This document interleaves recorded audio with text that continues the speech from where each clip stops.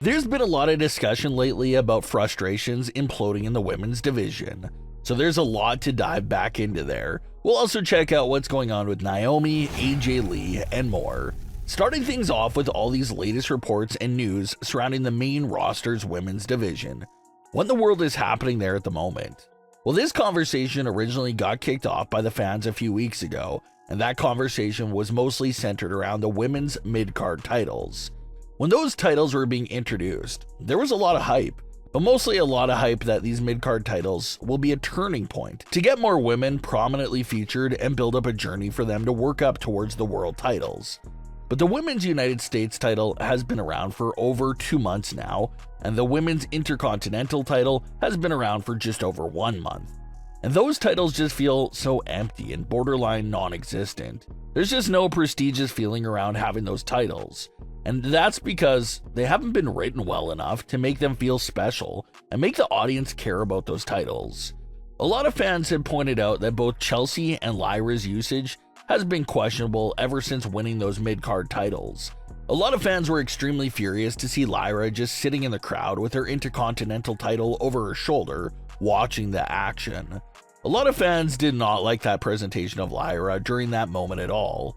They feel like she should have been elevated rather than just sitting in the crowd. She is the first ever Women's Intercontinental Champion after all. Same thing goes for Chelsea Green. She's continued to lose big matches the same way she did prior to becoming the United States Champion. It just doesn't feel like the title has elevated Chelsea in any way, and it just feels like it's still the same spot. Nothing has really changed for her. And you even have that other awkward moment, such as the February 21st edition of Smackdown, where Chelsea Green was begging to be placed inside the Elimination Chamber match. It's like even the character itself forgets that she has a singles title already, wrapped around her waist as she's begging to be inserted into the chamber. She's the inaugural, historic, first ever Women's United States Champion. Shouldn't she be aware of that and be treating the title like she already is a big deal? It's also pretty in character for Chelsea Green to walk around and declare that her United States title is even more prestigious than the world titles. Chelsea's character seems to be that type to act like that and try to promote her United States title as being the top in WWE. So why is this character begging to be inserted into the Elimination Chamber instead of building up that United States title that she already has? It's just little things like that this situation fans are just really confused by. But according to these reports from Fightful Select, the frustration in the women's division expands further out than just the mid-card titles. Their reports claim that there's already an overwhelming amount of frustration right now in every single level of the main roster women's division. The women are already frustrated with the lack of focus on developing contenders. And this is a valid thing to point out, and it's been a big issue for the women's division for a very long time. For the world titles, for the tag team titles, contenders just aren't properly developed, and when a new number one contenders are crowned, it always feels like they just came out of nowhere and are now the number one contenders. There's no real grind or journey that's shown for their road to becoming number one contenders. They just pop up out of nowhere a majority of the time. The women's tag team divisions was also one of the recent complaints, and that's once again no real surprise. The women's tag team division has not really been in a good spot at all since it was first introduced in 2019. Sure, you had your bright spots like Bayley and Sasha Banks' title reign, but outside of bright spots like that, it's been one forgettable reign after the other for the women's tag team titles. One of the listed frustrations was also the lack of time for the women that are not towards the top of the division. And that's true as well. Even with 2 newly introduced mid-card titles, there's not a lot of time being distributed for women that are not on top of the card. The report claims that the women aren't mad or spiteful of the women that are on top of the division, but that they just feel like some opportunities should be sprinkled in for the entire division as well, which is perfectly reasonable. Nothing wrong with that they're asking for that. The report also goes on to claim that the frustrated main roster's women are pointing towards the NXT women's division as an example of what they want the main roster women's division to be like. Even with just one weekly 2-hour program, NXT just feels like it distributes enough time and opportunities to its entire women's division. It gives time to the women's world champion It makes the mid-card North American title feel significant and important. And another area where NXT thrives is in building up valid contenders and characters. On the main roster, if you're not holding a title in the women's division, chances are you're not really getting much time to do anything and don't really have a prominent role.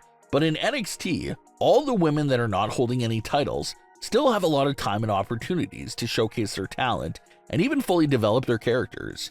You got talent like Lola Vice, Jada Parker, Cora Jade, Jordan Grace, Kalani Jordan, Lash Legend, Jakara Jackson, and the list just goes on for days. Those are women that are not holding the titles at the moment, but they feel established, they feel important, they feel like contenders. The audience knows who they are as characters. While on the main roster, there's instances where some of the women are walking out to complete silence. And that's not because they're bad talent, no, not at all. It's because their booking and writing just isn't really there for them at all.